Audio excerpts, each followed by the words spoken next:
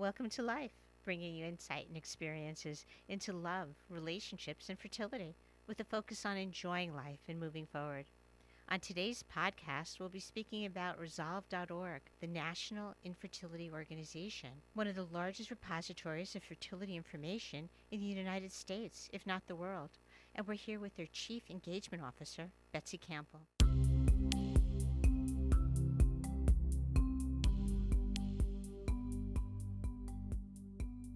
Welcome to Life, Love, Insight, Fertility, Experiences.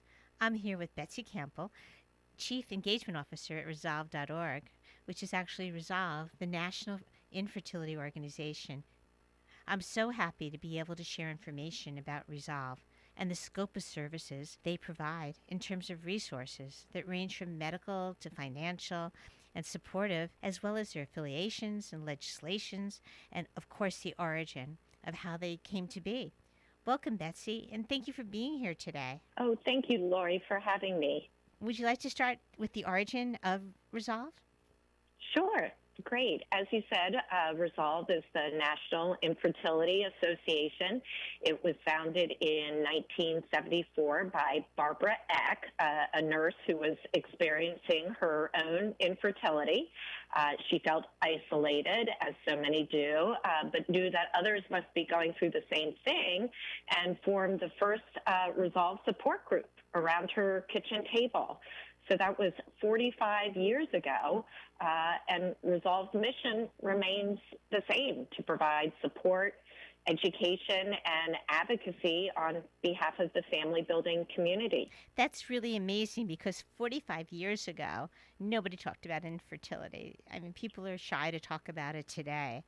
So we've come a long way in terms of, and we have to thank her and organizations like you that make it non-taboo to talk about infertility. Exactly. I mean, now we have just under 300 support groups across the country and a robust online support community with 50,000 members. Wow. Our website and social media accounts reach hundreds of thousands of people with important information and education, and we advocate for better access to care at the state and federal level. When I was looking at infertility organizations and ones that I would want to kind of be involved with, Resolve was one of the most significant out there. That's why I really am comfortable saying probably one of the largest in the world, but definitely in the nation, because you want to affiliate yourself with an organization that is providing all of the services from kind of soup to nuts that somebody would need. And to me, if somebody is just beginning their fertility journey and they're not sure where to look, Resolve is the place. And to me, if somebody is a little stuck and not sure where to go, and they're talking about other options in terms of donor egg or surrogacy, Resolve is once again the place to go. And I'm saying Resolve or Resolve.org so that people know how to access your organization and not using the full name. So I apologize for not using the full name. That's great. We want to make it as easy as possible for people to find us, because really we want to make it as easy as possible for people on this journey and to provide them with the resources that they need to navigate and to frankly advocate on behalf of themselves throughout this journey. Right. And so that's where I think very often all of the information you give and the definitions and the tools that you provide are incredibly useful. Thank you. Yeah, I mean, our goal is really to ensure that all people challenged in their family building journey reach resolution by being empowered by knowledge, supported by community, united by advocacy, and inspired to act. That's basically our mission statement. I love it. That's great. Yeah, that's great. Thank you. Thank you. So if somebody's starting their fertility journey, right, and they say, oh my goodness, what is Clomid? What do I do? How do I track my ovulation? How does Resolve provide that information? We have a wealth of information on our website. They could easily just go to resolve.org, type in whatever keyword they want, and there will be helpful information. There'll be resources, podcasts, fact sheets. So really, we have information for people that are just starting their journey, and we respect all paths to resolution. So in addition to providing information on infertility treatment, we also have information on adoption. We also have information on living child-free. And we just want to make sure that it's all in one place, so people can access this information and be empowered to take whatever action they need to build their family. So it's really just about having the family you want in a Yes. way that you want it. And when you have these types of resources, where do you get the information from? Well, we work very closely with the medical community. We partner with the American Society for Reproductive Medicine. We have professional members like you, not just mental health professionals, but physicians, clinics, attorneys, assisted reproductive technology attorneys, adoption attorneys, fertility acupuncturists, complementary treatment professionals. So, we have a very strong network of professionals that we can reach out to and make sure that we have the latest and greatest information on infertility and family building options. And there's so much that's changing all the time. There's always something new coming out. Now, you also have, I hope you don't mind me mentioning this, but you have a hotline that you Yes, use. we do. What is the hotline? So we have a helpline. It's 866 Not Alone. It covers about 10 different topics, from being newly diagnosed or secondary infertility or third-party reproduction, recurrent miscarriages. There's a phone line dedicated to Resolve resources. And basically, it's staffed by Resolve volunteers.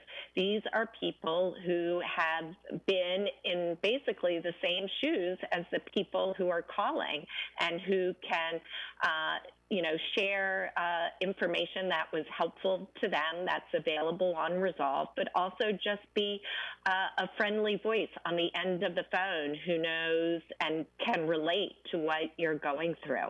That's really almost like a one-on-one peer conversation.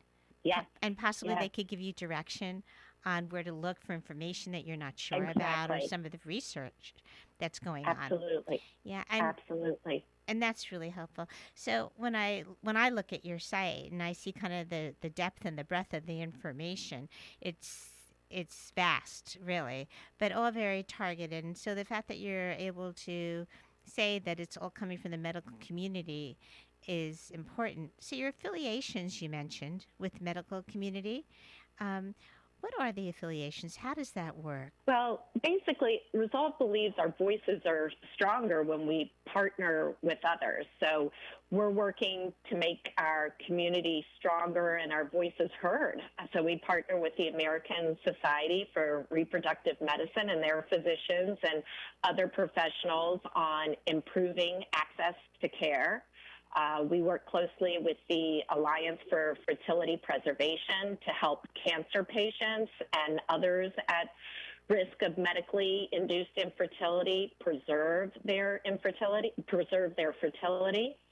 We work with the LGBTQ community because we believe everyone deserves the right to build a family.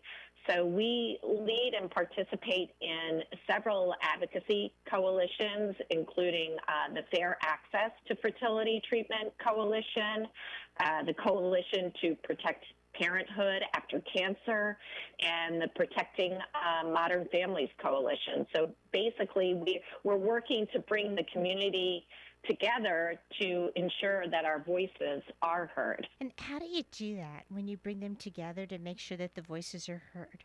What's the next step to that? Because now you have these huge organizations that you're working with. I mean, these aren't like small names that you're throwing out there. No. Yeah. No, but they're full of dedicated people, just like at Resolve. So honestly, it means a lot of conference calls. It means lots of emails. It we're going to have a planning meeting at the end of August with a number of our advocacy partners. So it's just, we're all in this together and have the same goal to help people build their families. So we make this a priority and we make the time to collaborate. That's really amazing. Now, I know that you do some legislative work. Yes. When you do that, do you do it state by state or is it on the federal level? How does that work? Yeah, well, it's both. So Resolve is the only patient advocacy group in the U.S. that fights for the rights of women and men who are trying to build a family. So we monitor and help introduce legislation at both the state and federal level. Our federal policy priorities include IVF for veterans, so those who have been injured in the line of duty and now need help building a family.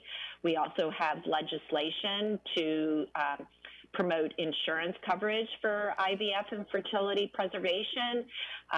We also support anti-discrimination in adoptions and the Adoption Tax Credit Refundability Act to make adoption more affordable, and Resolve hosts the only federal advocacy day in Washington, D.C. for the infertility community and to advocate on behalf of all those issues to their federal lawmakers. And so it goes to the federal level, but I know that you're also doing work at the state level, since certain Yes. states will allow surrogacy and certain states will not. Right.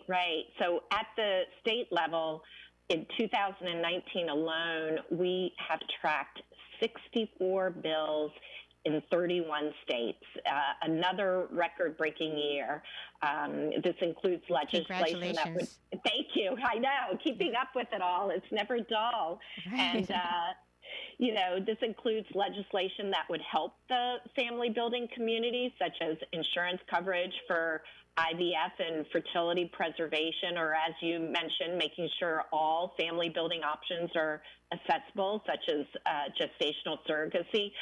But we also have to fight bad legislation. So we fight, adoption discrimination and personhood legislation. Personhood bills would harm the family building community by making it difficult, if not impossible, to practice IVF. And, Resolve believes that everyone has the right to build a family and deserves access to all family building options. Could you explain what that is, personhood, for the people who don't know? Sure. So the personhood movement believes that life begins at the moment of fertilization. And so it's primarily aimed at attacking abortion, but we sort of get caught up in it because, as you know, with IVF, you fertilize an egg and sperm, and you have this microscopic embryo that is, smaller than a grain of salt made up of cells. And, if those cells are considered to have the same rights as living people, that makes it very problematic for doctors or anyone who needs to handle embryos to practice IVF. And it would make it impossible, if not very difficult, to practice IVF to the standard of care that it needs. And in what way would that be? That would be because we're crossing the lines in some of the states, so that we want to be sure that everybody is able to get the best treatment. Right. Yeah. It shouldn't matter what state you're in. And so we've been successful in fighting these personhood efforts in every state because we believe that people deserve access to all family building options. And IVF is the standard of care for many people. Right. To resolve their infertility. So. Yeah. So we were talking before, and I was talking about the fact that I have people that I speak with and I work with that are going through surrogacy to have their children, and I'm in the state of New York, and they have to travel in order to be able to visit a surrogate or monitor any kind of health care in person. And so the state of New York does not allow surrogacy. And you've done some work here, and you've done some work in other states in order to try and make it possible for everybody to be able to go down that route as well. Right. We came very close in New York this year to overturning the ban on compensated gestational surrogacy. Unfortunately, New York has a very archaic law, and it hasn't kept up with the times and the medical technology and the way that gestational surrogacy is practiced today. And we have legislation that would put safeguards in place to protect the surrogate, the intended parent, and of course the child that would be, that would result from gestational surrogacy. So we're hopeful that in the coming year, New York will, I think it's one of 3 states that does not allow compensated surrogacy. And so And we there's want only to... 3 states at this point in the United States? Yes. Yes. So really, they're in the minority. They're behind the times. It's time to change. This helps same-sex couples have children. It helps women with infertility, who perhaps some women are born without a uterus or suffer from miscarriages and are unable to carry a pregnancy to term, or they have heart disease or some other condition that would make it dangerous for them to carry a pregnancy. And so we want to make sure that all these people have the ability to build their family, and that requires gestational surrogacy in many of these cases. Yes, I mean, what's coming to my mind right now is this one woman who I'm working with who went through several years of IVF, and at that point the doctor recommended she take one of her embryo and, use a surrogate because it was just too much already for her to go through anymore. It's really often for women with infertility, it's often the last resort. And then for those in the same-sex couples, it's really the only option for a biological child. So we're working very hard to make sure that this option is available to families in New York, so they don't have to travel out of state. What I find very often is there's so many feelings associated also with surrogacy, along with the donor egg, related to either using somebody else's egg or having somebody else carry for you. And so once the women and the men could become comfortable with that, it becomes much easier. But it's a hard thing to become comfortable with. It just shows the desire to have the child and have the family they want. Yes. There's a lot of myths and a lot of misinformation out there. So Resolve tries to, combat that with information and facts, and of course providing support throughout the process. Yeah. So what I find is when I tell people that I work with about Resolve, once they hate the site, they take a deep breath of, oh my goodness, they're so happy they found it because of the wealth of information on it. And the best thing I think, and this is my own personal opinion about using resolve.org, is that it's very easy to navigate. It's not a complicated site at all. Well, thank you. We do try to make it as easy as possible, and you're absolutely right. I think when people find Resolve, they finally feel like they found a community, a community of support with people going through the same thing or people who have gone through it and understand. I mentioned our support groups earlier, and many of them, most of them, are peer-led support groups. So these are led by people who are currently on their infertility journey or have resolved their infertility, and the common thread is they want to help others on this journey.